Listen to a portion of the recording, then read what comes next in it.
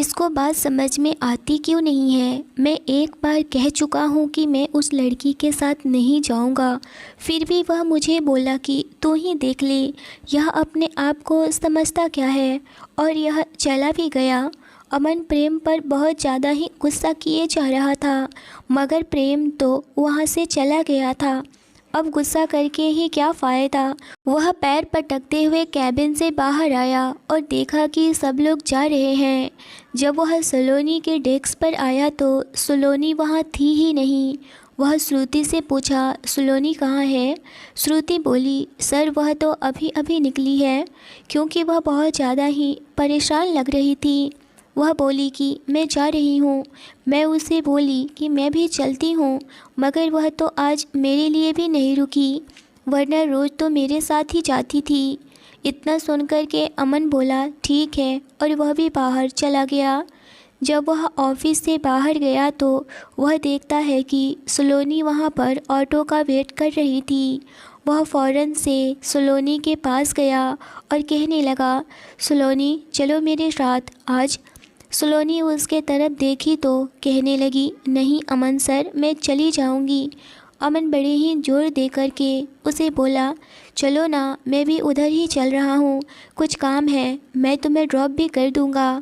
अब सलोनी को जल्दी घर भी जाना था, इसीलिए सोची कि पता नहीं ऑटो कब मिलेगा, तो वह अमन के साथ ही चलना ठीक समझी और वह अमन के कार में जाकर बैठ गई।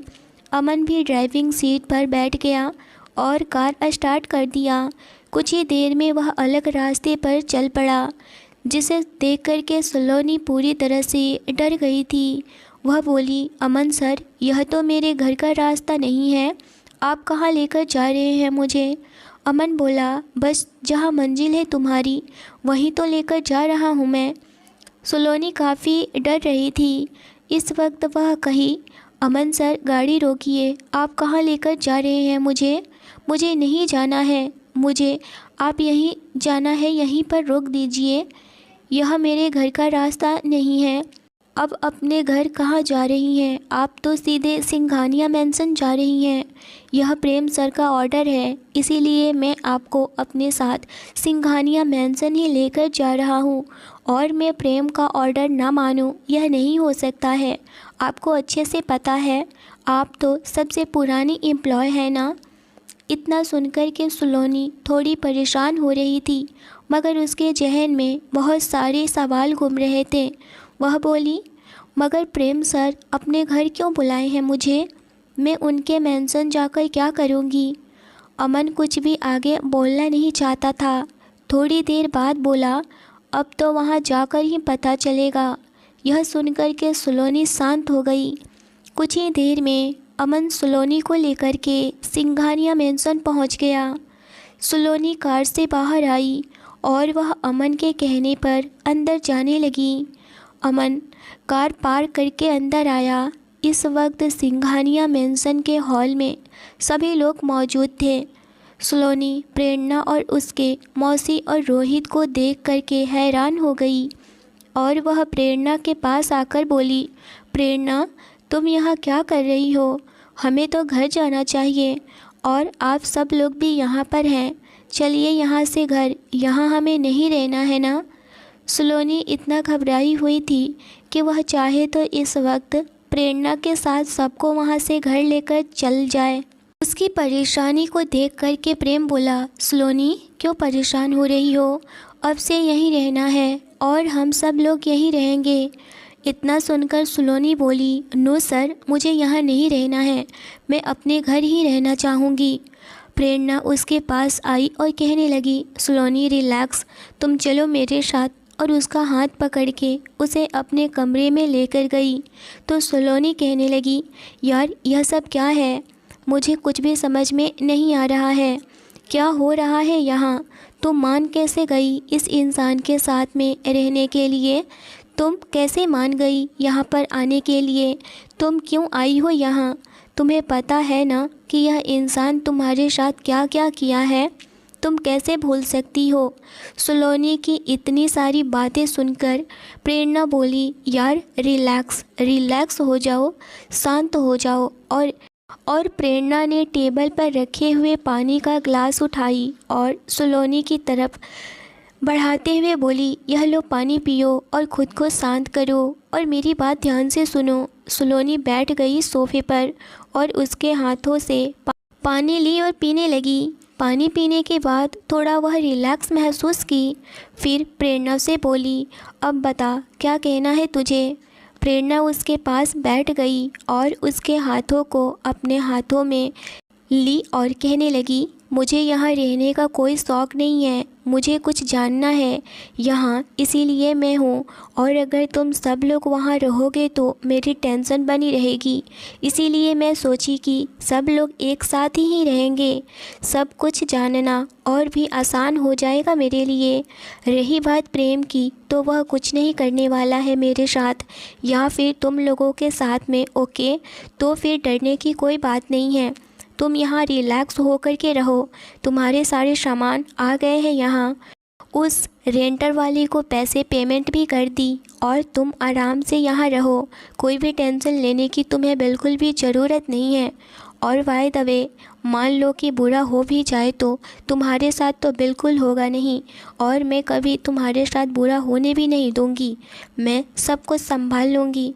प्रेरणा की बातों को सुनकर के सलोनी थोड़ा रिलैक्स फील की, बट वह कहने लगी, ऐसा क्या बात है जो तुम जानना चाहती हो। प्रेरणा सलोनी की आंखों में देखते हुए बोली, यह समय आने पर खुद ब खुद सब पता चल जाएगा, बस वेट करो, मैं सब बता दूंगी। अभी मैं इन सारी बातों के लिए क्लियर नहीं हूँ। अभी मैं यहाँ रहूँगी तो मुझे कुछ पता चलेगा ना। चलो चलकर फ्रेश हो जाओ और उसके बाद हम लोग बैठ कर के आराम से बातें करते हैं। अब ज़्यादा सोचना बंद करो और बस एक बार मुस्कुरा दो, समझी तुम। सलोनी भी रिलैक्स हो गई और वह प्रेरणा को गले लगा ली और कहने लगी, पता नहीं यार, मैं बहुत ज़्यादा परेशान हो गई थी तुम्हें इस तरह से देखकर, क्योंकि मुझे तुम्हारी बहुत फ़िक्र हो रही है। तुम्हें कोई प्रॉब्लम हो यह मैं नहीं चाहती हूँ। प्रेरणा भी उसे गले लगा ली और बोली, डोंट वरी, मैं बिल्कुल ठीक हूँ और किसी को कुछ नहीं होगा।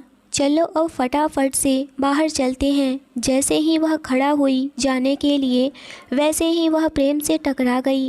प्रेरणा गिरने को हुई मगर प्रेम उसे अपनी बाहों में थाम लिया। प्रेरणा गिरने के डर से अपनी आंखें बंद कर ली।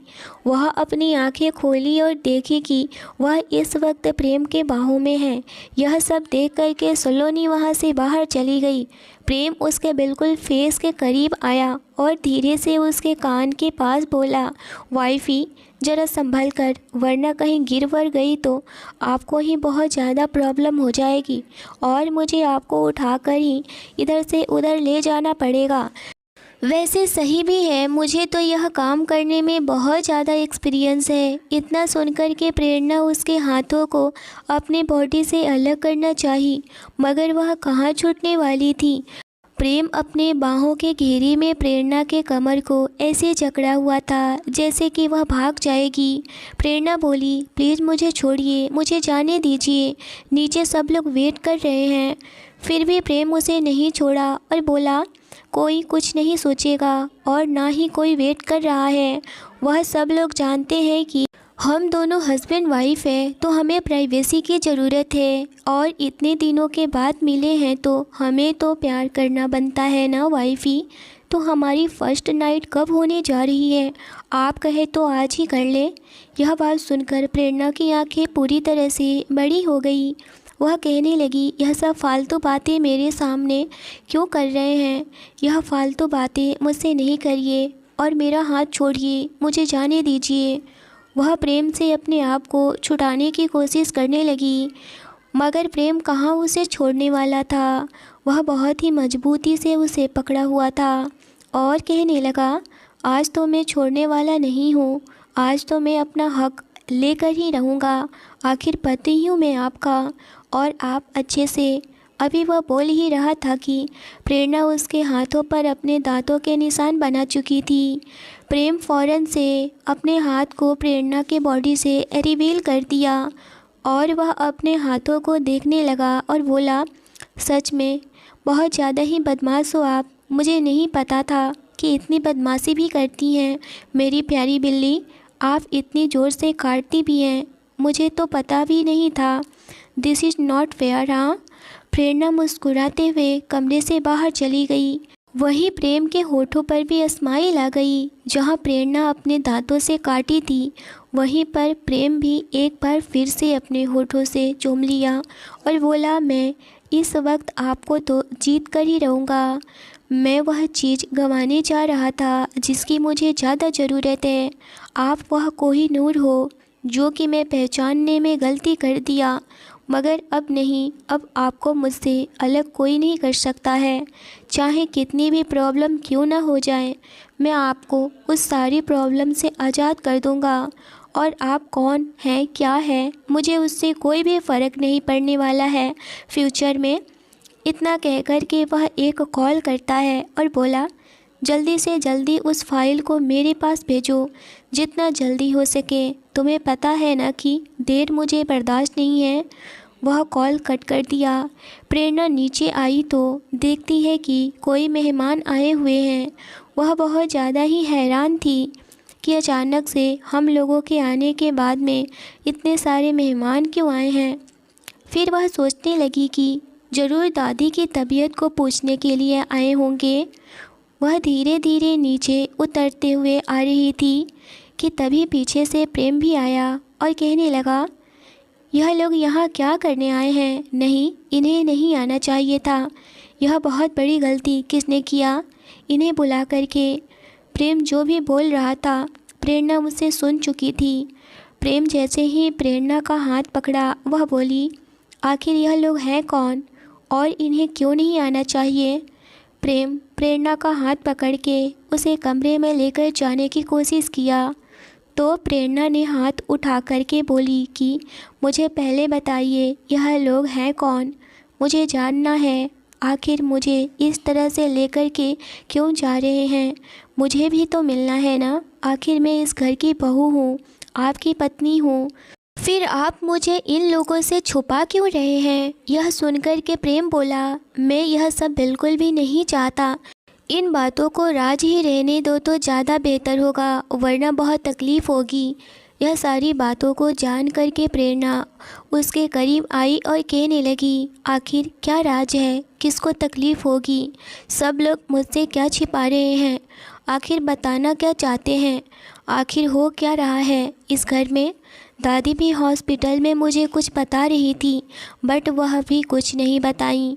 आखिर बात क्या है? दादी हॉस्पिटल। यह बातें सुन कर के प्रेम प्रेरणा के पास आया और उसका हाथ पकड़कर बोला, क्या कहा? दादी माँ क्या बताने जा रही थी आपको?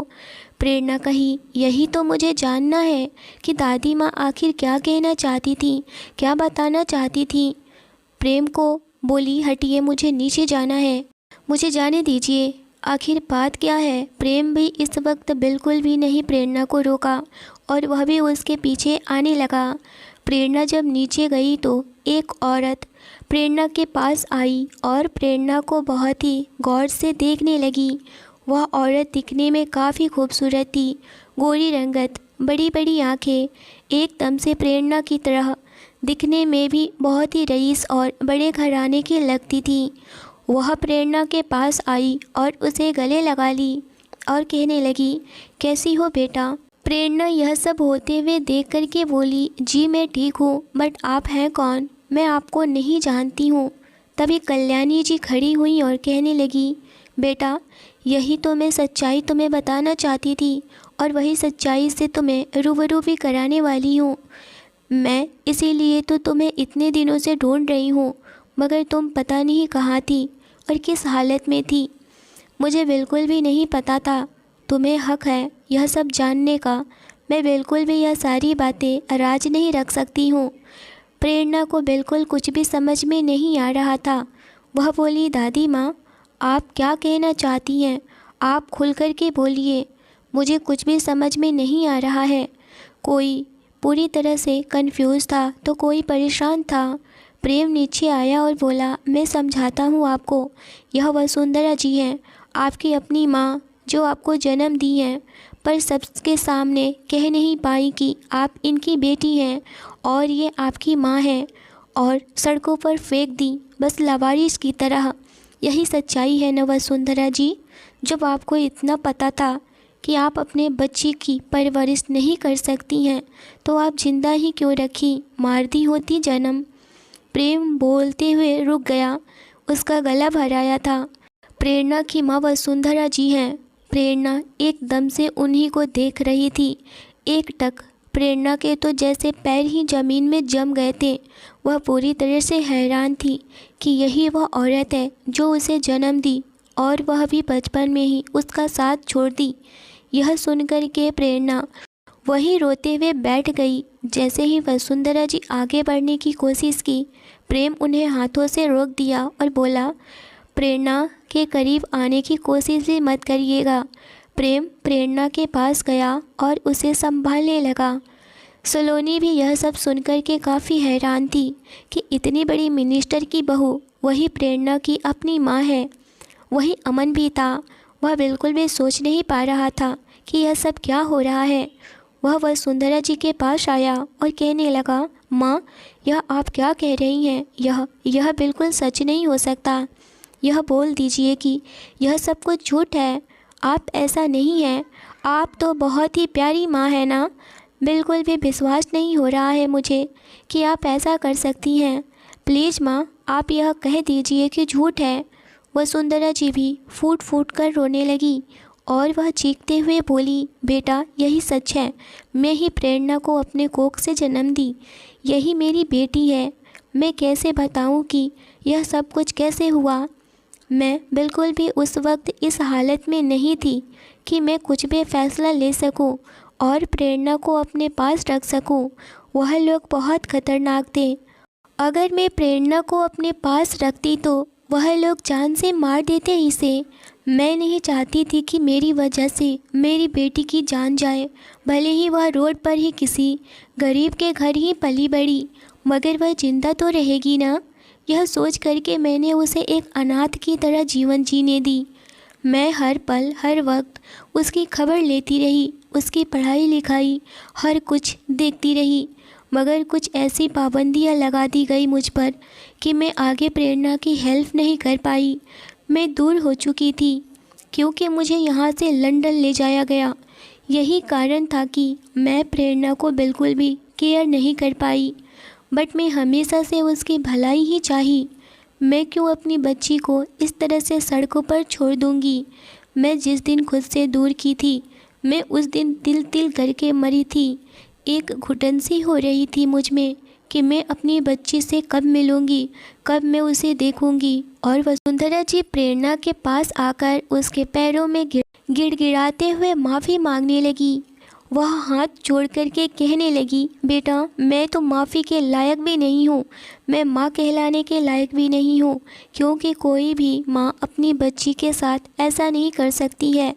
प्लीज़ फिर भी मैं माफ़ी मांग रही हूँ, बेटा मुझे माफ़ कर देना। इतना कहते हुए वसुंधरा जी वहीं फिर से रोने लगी। यह सब देख करके प्रेरणा वसुंधरा जी के हाथों को पकड़ ली और कहने लगी, आपकी भी कोई मजबूरी रही होगी, इसीलिए आपने यह सब कुछ किया, वरना कोई भी माँ अपने औलाद को इस तरह से अपने से दूर नहीं करती। ज़रूर मेरे ही किस्मत में ऐसा ही लिखा था, तो आप क्या ही कर सकती हैं। आप मुझसे बड़ी हैं, आप बिल्कुल भी माफ़ी नहीं मांगी है मुझसे माँ। वसुंधरा जी प्रेरणा के मुँह से माँ सुनकर के हैरान हो गई और वह रोते हुए बोली, क्या कहा बेटा, एक बार फिर से बोलना। प्रेरणा रोते हुए बोली, माँ आप मुझसे माफ़ी नहीं मांगिए, आप तो माँ है ना मेरी। वसुंधरा जी प्रेरणा के मुंह से बार बार माँ शब्द सुन करके बहुत ज़्यादा ही इमोशनल हो चुकी थी। वह फ़ौरन से प्रेरणा को अपने सीने से लगा ली और कहने लगी, मुझे माफ़ कर देना बेटा, मैं बहुत बुरी माँ हूँ, मैं अपनी माँ का फ़र्ज़ नहीं निभा पाई, मुझे प्लीज़ माफ़ कर देना। मैं मर्यादा, अपने संस्कार, पत्नी धर्म, बहु धर्म यही सब निभाने में भूल गई कि मैं एक बच्ची की माँ भी हूँ। मैं जानती हूँ कि मैं शादी से पहले बहुत बड़ी गलती कर चुकी थी, लेकिन मैं कर भी क्या सकती थी, मेरे हाथ में कुछ नहीं था।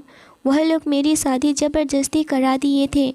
मेरे पापा भी मेरे ससुर के साथ मिनिस्टर के कामों में ही रहते थे, इसीलिए उन दोनों की दोस्ती बहुत पक्की हो गई थी अगर मेरे पापा उनके बेटे से शादी नहीं करते मेरी, तो वह लोग दोनों की दुश्मन बन जाते। मेरी माँ के कहने पर, रोने गिड़गिड़ाने पर ही मैं यह शादी नहीं करती, और वह भी ज़बरदस्ती अपने सीने पर पत्थर रखकर करी। यहाँ तुम पैदा भी हो चुकी थी, लेकिन मेरे भाइयों और मेरे पापा को कानों कान खबर नहीं हुई थी। सिर्फ मेरे माँ को ही यह बात पता था। मेरी माँ भी नहीं चाहती थी कि मेरी शादी वहाँ हो, मगर मेरे पापा बहुत ही ज़्यादा गुस्से वाले थे। वह सबकी जान ले लेते, मगर अपने दामन पर, अपने इज्जत पर दाग लगने नहीं देते। तभी पीछे से एक बहुत ही कड़क आवाज़ आई, और वह कोई और नहीं बल्कि वसुंधरा जी के पति विजय खंडेलवाल था। वह चिल्लाते हुए बोला, वसुंधरा, इतनी बड़ी राज तुमने मुझसे छुपा कर रखा कि तुम्हारी शादी से पहले भी एक बेटी थी।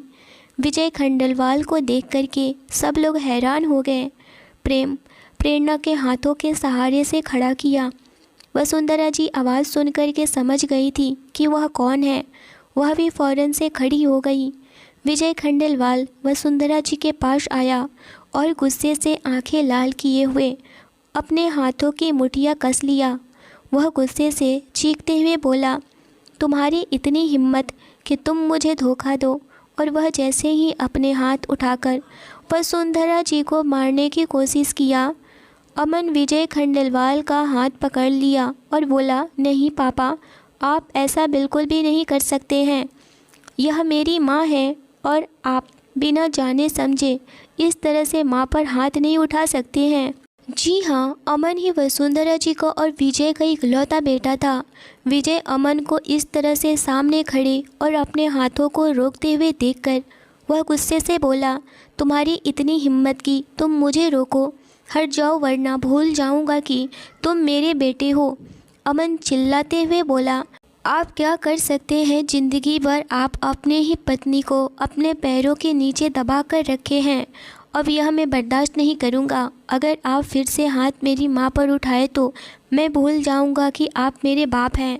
यह सुनना था कि विजय और भी ज़्यादा गुस्से में लाल हो चुका था और वह भी फिर से अमन पर भी हाथ उठाने वाला था कि तभी सामने से प्रेम आया और बोला, विजय खंडेलवाल, बहुत हो गया। मेरे घर में ड्रामेबाजी करना बंद करिए। और रही बात अपने मर्द होने का, जो आप गुरूर दिखा रहे हैं एक औरत पर, तो यह नहीं कर सकते हैं, समझे आप। विजय प्रेम की तरफ गुस्से में देखा और बोला, प्रेम सिंघानिया, मेरे टुकड़ों पर पलने वाले, तुम्हें तो मैं देख लूँगा। और वह वसुंधरा जी का हाथ पकड़कर खींचते हुए लेकर जाने लगा, मगर वसुंधरा जी उसका हाथ अपने हाथों से छुड़ाई और बोली, बस कीजिए, बहुत हो गया। मैं पूरी ज़िंदगी आपकी इस जिल्लत भरी ज़िंदगी को और हरकतों को बर्दाश्त करती रही, लेकिन अब मैं नहीं करूँगी, क्योंकि मेरा बेटा और बेटी मेरे साथ हैं। तो फिर मुझे किसी भी बात का कोई गम नहीं है। रही बात आपकी शान शौकत और आपकी गरिमा गुरूर की, तो आप अपने पास रखिए, मुझे उसकी कोई ज़रूरत नहीं है। अब जब आपने सच्चाई जान ली है तो फिर मुझे कोई भी डर नहीं है। चले जाइए आप यहाँ से, मुझे अकेला छोड़ दीजिए। मुझे उस नरक भरी ज़िंदगी में नहीं जाना है। मेरे साथ मेरे बच्चे हैं, तो फिर मैं जी लूँगी ज़िंदगी अपनी। वसुंधरा जी की ऐसी बातें सुनकर विजय बहुत ज़्यादा ही गुस्सा हो रहा था और वह गुस्से से तिलमिलाते हुए बोला, वसुंधरा, तुम बहुत बड़ी गलती कर रही हो। इस गलती की सज़ा तुम्हें ज़रूर मिलेगी। और वह पैर पटकते हुए वहाँ से चला गया। वहीं अमन अपनी माँ वसुंधरा जी के पास आया और बोला, कोई बात नहीं है माँ, मैं आपके साथ हूँ और हर कदम पर मैं आपके साथ ही रहूँगा। इतना कहकर के वह अपनी माँ को गले लगा लिया और बोला, मेरे पास बहुत सारी प्रॉपर्टी है और अच्छे से अपनी लाइफ सिक्योर भी कर सकता हूँ मैं, और उन लोगों के पैसे बिल्कुल भी नहीं है मेरा, वह सिर्फ मेरे कमाई के हैं। उन लोगों को तो कानों कान खबर तक नहीं है कि मैं क्या चीज़ हूँ। बस उन्हें यह पता है कि मैं प्रेम के ऑफिस में एक पार्टनर और असिस्टेंट का जॉब कर रहा हूँ। मैं इसीलिए तो उनके आज तक कामों में हाथ तक नहीं लगाया। मैं जानता हूँ कि वह लोग सही नहीं करते हैं, जो भी करते हैं बहुत गलत तरीके से काम कर रहे हैं। मुझे शुरू से ही उन लोगों की यह काम पसंद नहीं। मेरे पास बहुत कुछ है, आप बिल्कुल भी टेंशन नहीं लीजिए। और रही बात प्रेरणा, मेरी बहन है तो मैं इस बात का गुरूर करूँगा कि मेरी बहन प्रेरणा है। और वह प्रेरणा के पास गया और उसे गले से लगा लिया। प्रेरणा भी आंखों में आंसू लिए हुए थी। कुछ देर बाद अमन प्रेरणा से दूर हुआ और उसके आंसू पोंछा और बोला, आज से यह आंसू बिल्कुल नहीं आने चाहिए। मैं हर वक्त हर कदम पर साथ हूँ आपके, समझी आप, और आप मेरी दीदी हैं। और प्रेम की तरफ देखते हुए बोला, मेरी बहन को बिल्कुल भी तंग मत करना, वरना समझते हो ना। इतना सुनना था कि प्रेम उसके पास आया और कहने लगा, समझ गया साले साहब जी, एक तो दोस्त, ऊपर से अब साले साहब भी बन गए हैं। अब तो आप जो कहोगे वह मैं करने के लिए तैयार हूँ। और रही बात प्रेरणा की आंखों में आंसू, तो वह बिल्कुल भी नहीं आएंगे, इसकी तुम बिल्कुल भी फिक्र नहीं करो। तभी धीरे से रोहित आया और कहने लगा, तो फिर मैं भाई नहीं हूँ, मेरी दीदी नहीं है यहाँ। उसकी बातों को सुनकर सब लोग हंसने लगे। प्रेरणा बोली, ऐसा बात नहीं है बाबा, तुम तो हमेशा से मेरे भाई हो और भाई ही रहोगे। तुम इस तरह से क्यों डरने लगते हो? तुम मेरे भाई हो, छोटू सा प्यारा सा बहुत ही खूबसूरत रिश्ता है हमारा। हम तुम्हें कभी नहीं छोड़ेंगे, ज़िंदगी में कभी नहीं। अमन रोहित के पास घुटनों के बल बैठ गया और बोला, अरे यार, ऐसा क्यों सोच रहे हो? मैं हूँ ना, अब से तुम मेरे साथ रहोगे, समझे छोटू शेर। डरने की कोई बात नहीं है, मैं हूँ ना, मैं भी तुम्हारा भाई हूँ, आज से बड़ा भाई। और अब से तुम स्कूल जाया करोगे। इस तरह से घर में बैठकर पागल नहीं बनना है तुम्हें, पढ़ाई करनी है ना। रोहित बोला, भाई मैं तो कब से दीदी से बोल रहा हूँ कि मुझे स्कूल में एडमिशन करवा दो, मैं भी स्कूल जाऊँगा, मगर दीदी के पास पैसे नहीं थे तो वह कहाँ से कराती। यह सब सुन कर के सबके फेस पर मायूसी छा गई। अमन बोला, इसमें अब सोचने वाली क्या बात है, मैं हूँ ना, मैं सब कर दूँगा। अब घर पर चले। तो रोहित कहा, मुझे तो प्रेरणा दीदी के पास ही रहना है। अम्बाजी रोहित के पास आई और कहने लगी, अमन बेटा रहने दो, यहीं से जहाँ मर्जी रहना चाहे वहाँ रह सकता है, यहाँ भी कोई दिक्कत थोड़ी है। सुलोनी की तरफ अमन देखते हुए बोला, तो फिर चले सुलोनी। सुलोनी हैरान थी, वह सोच में पड़ गई कि आखिर यह सब क्या हो रहा है। वह प्रेरणा की तरफ देखने लगी।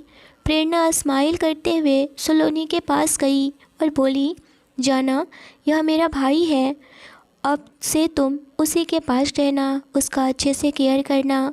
मुझे अच्छे से पता है कि तुम इसे बहुत पहले से लाइक करती हो, लेकिन बता नहीं पाती हो सबके सामने। सुलोनी अपनी टांगें खींचते हुए महसूस कर शर्म से पूरी तरह से लाल हो गई थी और वह प्रेरणा के गले लग गई और बोली, तू भी ना क्या क्या बातें करती है पागलों की तरह।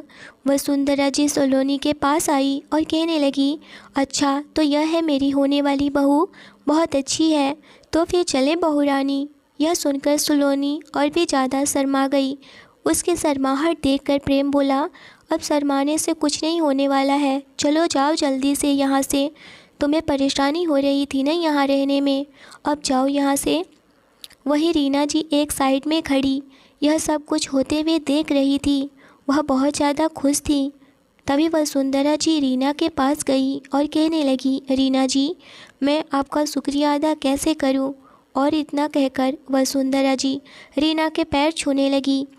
रीना फ़ौरन से अपनी कदम पीछे कर ली और बोली, मालकिन यह आप क्या कर रही हैं? आप क्यों मुझे पाप का भागी बना रही हैं? वसुंधरा जी बोली, क्यों ना करूं? आपने एक माँ बनकर के मेरी बेटी को इतना लाड प्यार किया, हर पल मेरी बेटी की रक्षा की, मैं क्यों ना करूं? अब से आपको मेरे साथ ही रहना है, चलिए मेरे साथ। सच में मैं तो जन्म दी, लेकिन आपने पालने वाली माँ हो, आप ही कहलाएंगी ना। मुझसे बढ़कर तो आप प्रेरणा के लिए माँ हैं। प्रेरणा रीना जी के पास गई और गले लगा ली। रीना जी की भी आंखों में आंसू आ गए और बोली, यह सब कुछ जान कर के मैं बहुत खुश हूँ प्रेरणा बेटा कि तुम्हारी ज़िंदगी इतनी दुखों से भरी हुई थी, लेकिन अब से तुम हमेशा खुश रहोगी। अमन, वसुंधरा जी और रीना जी सोलोनी, प्रेम के फैमिली सबसे मिलकर के वहाँ से अपने घर चले गए। प्रेम अब बहुत ज़्यादा ही खुश था कि प्रेरणा अब अपनी लाइफ में सुकून से रहेगी। उसकी ज़िंदगी का जो भी पुराना राज था वह सब क्लियर हो चुका है और वह अभी सब पॉजिटिव वे में सब कुछ अच्छा हो गया। तो अब प्रेरणा भी खुश रहेगी और उसे उसका प्यार मिल जाएगा। वही डिनर का भी टाइम हो चुका था, डिनर लग चुका था। सब ने डिनर किया। फिर कुछ देर के बाद सब लोग हॉल में बैठ गए।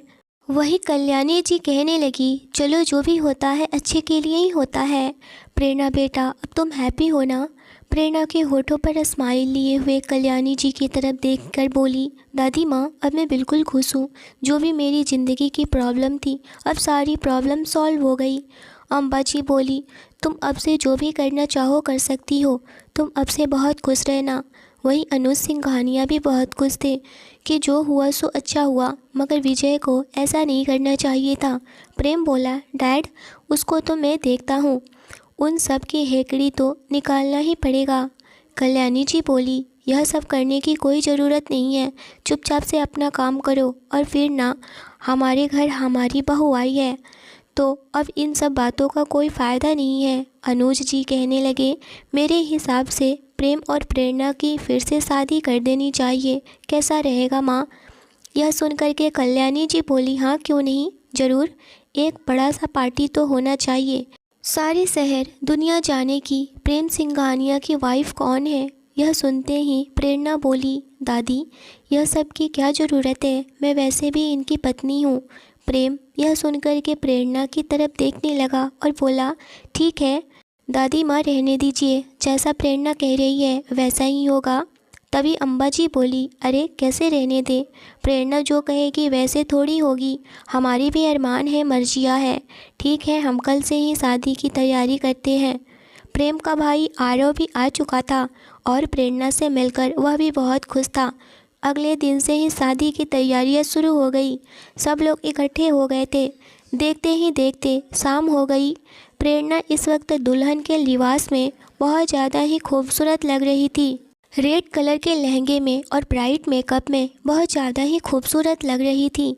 वहीं हमारे दूल्हे राजा भी कम थोड़े थे, वह भी क्रीम कलर के कट वर्क शेरवानी में बहुत ज़्यादा ही खूबसूरत लग रहे थे।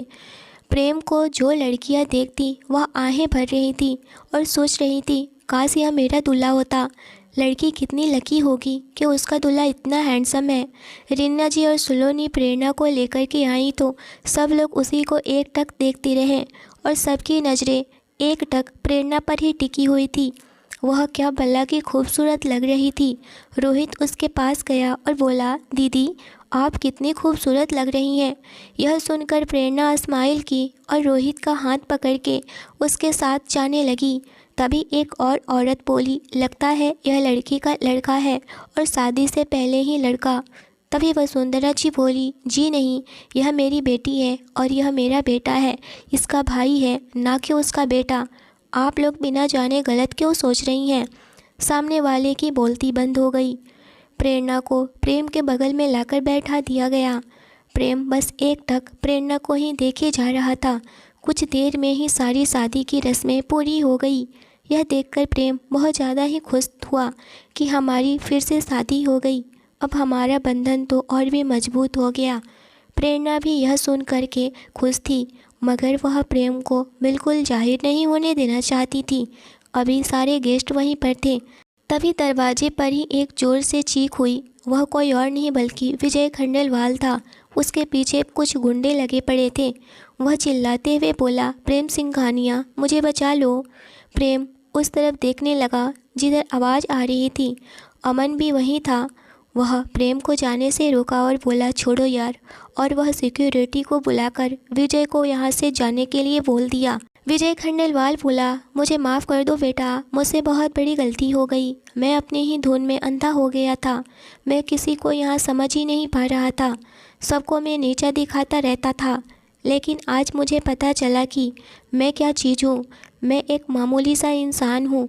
मुझे माफ़ कर दो। तुम सब लोगों का गुनहगार हूँ मैं। वसुंधरा जी सामने आई और कहने लगी, अपनी गलती का एहसास होना ही इंसान के लिए बहुत बड़ी बात होती है और आपको एहसास हो गया है अपनी गलती का, तो मैंने आपको माफ़ किया। इतना सुनते ही विजय वसुंधरा के पैरों में गिर गया, मगर वसुंधरा जी वहीं से 2 कदम पीछे हट गई और कहने लगी, आप कैसे भी हैं मेरे पति हैं, इस तरह से आप मेरे ऊपर पाप का भागी मत बनाइए। गलत कामों का हमेशा गलत ही नतीजा होता है। विजय 2 नंबर के कामों में लगा हुआ था, जिस वजह से पुलिस वाले ही गुंडे के रूप में उसके पीछे पड़े हुए थे और यह सब अमन ही करवाया था ताकि उसका बाप सही रास्ते पर आ जाए, और आज हो भी गया। और प्रेरणा को आज माँ और बाप दोनों का आशीर्वाद मिल गया। अब उसकी शादीशुदा वाली ज़िंदगी पूरी तरह से खुशहाल हो गई। प्रेरणा आज प्रेम के उस कमरे में बैठी जो कि बहुत ही खूबसूरती से डेकोरेट किया गया था। वह बस इस वक्त डरी हुई और सोचे जा रही थी कि यह प्रेम पता नहीं कहाँ है और क्या ही उसके साथ करेगा। वह अभी यह सब सोच ही रही थी कि तभी दरवाज़ा बंद होने का आवाज़ आई। प्रेम धीरे से उसके पास आया और कहने लगा, तो मेरी प्यारी वाइफी, आज तो आप मना नहीं करेंगी ना? मेरा जो मन करेगा मैं वो करूँगा, क्योंकि आज हमारे 14 फेरे हो गए। अब तो हमारा बंधन अटूट हो चुका है। इतना कह कर के वह प्रेरणा का हाथ पकड़ लिया। प्रेरणा का दिल की धड़कनें काफ़ी तेज हो गई थी। ऐसा लग रहा था जैसे उसका दिल बाहर ही आ जाएगा। यह देखकर और महसूस कर प्रेम प्रेरणा के और करीब गया और बोला, इतना डरने और घबराने की कोई ज़रूरत नहीं है। जब आप कंफर्टेबल हो जाएंगी तभी मैं आपके करीब आऊँगा। चलिए आप अब आराम करिए, बहुत ज़्यादा थक गई होंगी। इतना बोल करके वह जाने लगा। तभी प्रेरणा उसके हाथों को पकड़ के खींच दी। अनबैलेंस हो गया और प्रेरणा के ऊपर गिर गया और उसके होठ प्रेरणा के होठों पर जा लगे। प्रेम खुद ही को कंट्रोल नहीं कर पाया और प्रेरणा को किस करने लगा और वह प्यार में बदल गया। दोनों को पता ही नहीं चला। पूरी रात वह उन दोनों की मिलन की रात थी, जो कि एक पति पत्नी के लिए होता है। वह मध्यम रोशनी में दोनों प्यार में गुम हो चुके थे। प्रेरणा बहुत ज़्यादा ही अब हैप्पी थी। सुबह होते ही प्रेम प्रेरणा को बिना उठाए ही वॉशरूम चला गया और शावर लेकर बाहर आया। प्रेरणा भी उठ चुकी थी। वह कहने लगी, आपने मुझे उठाया क्यों नहीं? प्रेम उसके पास आया और बोला, क्यों उठाता अपनी वाइफी को? इतना प्यारी सी नींद पूरा कर रही थी मेरी वाइफी। क्योंकि रात भर जो अभी वह बोल ही रहा था कि प्रेरणा शर्मा गई और वह उठ कर के वॉशरूम में भाग गई। सब लोग नाश्ता कर रहे थे नीचे। तभी प्रेम और प्रेरणा आए। अमन भी आया हुआ था क्योंकि रोहित का आज स्कूल शुरू होने वाला था, तो वह उसे ले जाने आया था। सब ने एक साथ ब्रेकफास्ट किया और सब बहुत ज़्यादा ही हैप्पी थे। कुछ दिन के बाद ही सलोनी और अमन की भी शादी हो गई। वहीं आरव प्रेम के साथ ऑफिस के कामों में हाथ बढ़ाता। सारे फैमिली एक साथ हो गए। सब मिलजुल करके खुशी से रहने लगे। तो यह रही प्रेरणा और प्रेम की फुल मस्ती, रोमांटिक, इमोशनल से भरा स्टोरी। तो यह स्टोरी आपको कैसा लगा मुझे ज़रूर कमेंट में बताइए। चैनल पर पहली बार आए हैं तो चैनल को ज़रूर सब्सक्राइब करिए। स्टोरी अच्छी लगी हो तो लाइक करिए। ऐसे ही मेरी स्टोरी को सपोर्ट और प्यार देने के लिए थैंक यू सो मच दोस्तों। तो मिलते हैं एक नई बेहद इंटरेस्टिंग और इमोशनल रोमांटिक से भरी स्टोरी के साथ में। Thanks for watching.